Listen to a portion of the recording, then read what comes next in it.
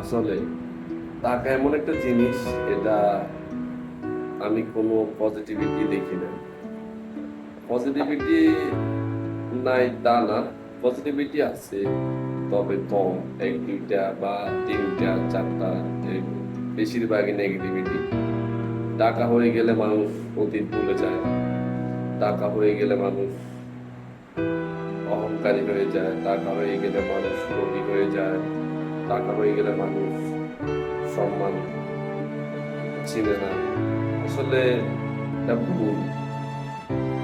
টাকা, ক্ষমতা, সম্পদ, আসলে এটা চিরস্থায়ী না। এটা আসলে সবসময় এটা গতিশীল অবস্থা থাকে। এটা আসলে আমরা বুঝতে পারি না আর কি।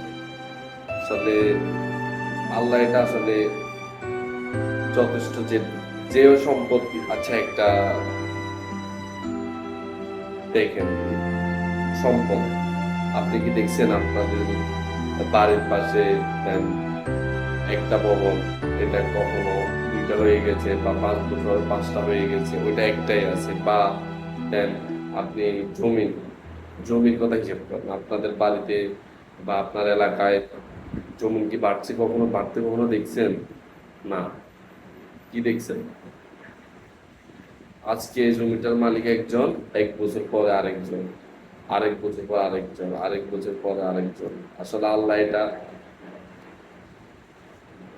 আসলে আল্লাহ এটা মানুষকে মনে হয় যে দিয়ে দেখে, বা যাকে ভালো লাগে তাকে দেয় অর্থ সম্পদ, ক্ষমতা। আর অনেক সময় একটা জিনিস আল্লাহ দেখবেন যে আপনার এলাকায়, বেশিরভাগ সময় আমাকে একটা কথা সবাই বলে, দেন ওই লোকটা নামাজ পড়ে না, ও তো টাকা অনেক বেশি ইনকাম করে, দেন ও ইসলামের পথে চলে না, ও ধার্মিক না, ও কিভাবে এত টাকা কামায়, তাহলে নামাজ পড়ে কি লাভ? আসলে এটা ভুল। আল্লাহ দেয়, এটা লীলা খেলা। আল্লাহ দিতে সময় লাগে, বাট নিতে সময় লাগে না, এটা মাথায় রাখবে। আল্লাহ দেখে, আল্লাহ আল্লাহ দিয়ে দেখে যে ও কতটুকু যেতে পারে, ও কতটা খারাপ জায়গা, কতটুকু পৌঁছাতে পারে। ও মানে মানে দেখবেন যে আপনার এলাকায় ধার্মিক, ইমানদার, নামাজি, খুবই ভালো মানুষ, কিন্তু ওনার অর্থবিত্ত কম। আসলে এটা হচ্ছে যাই, আল্লাহ ওনারে ওইভাবে রাখতে চায়, কারণ অর্থবিত্ত হয়ে গেলে উনি যদি খারাপ কোনো কাজে লিপ্ত হয়ে যায়, গুনাহ হবে, জাহান্নামী হবে, হয়তো এই কারণে আল্লাহ ওনাকে অর্থবিত্ত কম দেন।